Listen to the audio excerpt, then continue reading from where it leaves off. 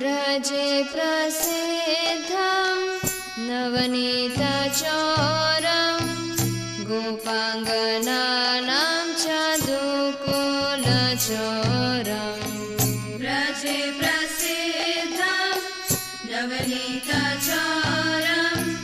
गोपाङ्गनानां चतुकुलचोरम्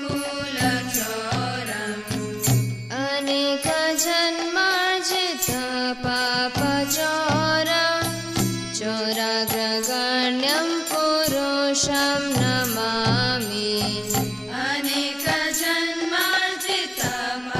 अनेकजन्मार्जितपापचोरं चोराग्रगण्यं पुरुषं नमामि श्रीराधिकाय हृदयस्य चोरं नवमुदश्यामलकान्तिचोरम् श्रीराधिकाय हृदयस्य चोरं नवमुदश्यामलकान्तिचोरम् पदश्रितानां च समस्तचोरं चौराग्रगण्यं पुरुषं नमामि पदश्रितानां च समस्तचोरं चौराग्रगण्यं पुरुषं नमामि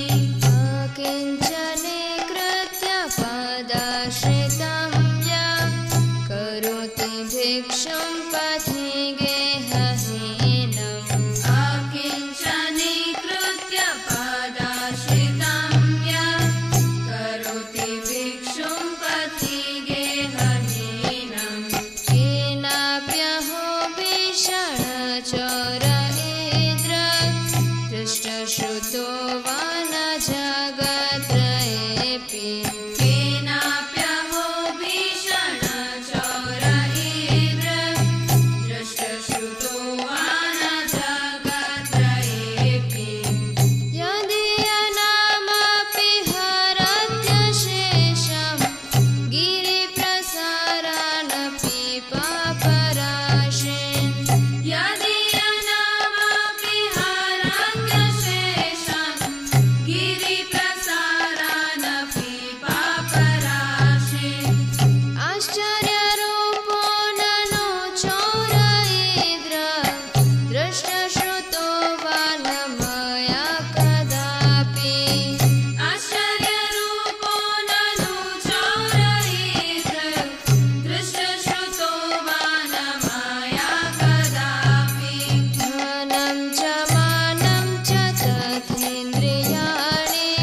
प्राणांश्च हत्वा मम सर्वमेव धनं च मानं च तथेन्द्रियाणि प्राणश्च हत्वा मम सर्वमेव पलायसे कुत्र धृतो व्यचोर त्वं भक्तिदाम्नासि मया निरुद्ध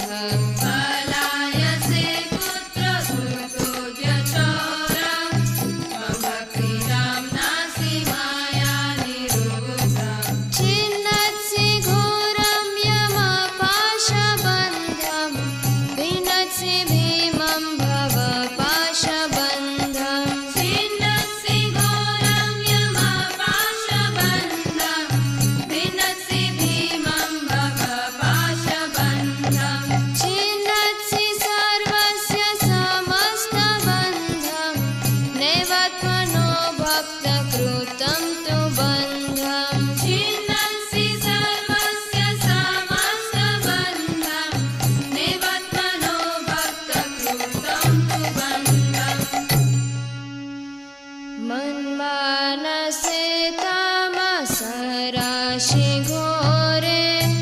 कारागृहे दुःखमये निबद्ध मन्मानसे तामसराशि घोरे कारागृहे दुःखमये निबद्ध लभस्वहे चोर हरे चिराय स्वचौर्यदोषोचितमेव दण्डम् लभस्वहे चोर हरे चिराय स्वचौर्यदोषोचितमेव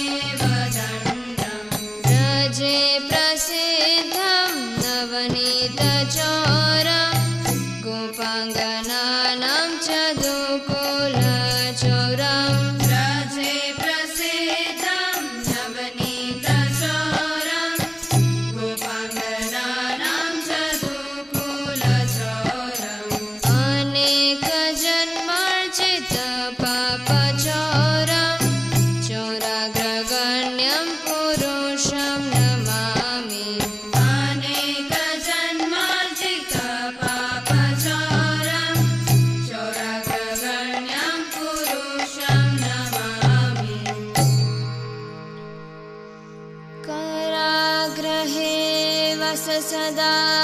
हृदये मदीये मद्भक्तिपाशदृढबन्धननिश्चलासन् त्वां कृष्ण हे प्रलयकोटिशतान्तरेऽपि सर्वस्वचौरहृदयान् हि मोचयामि।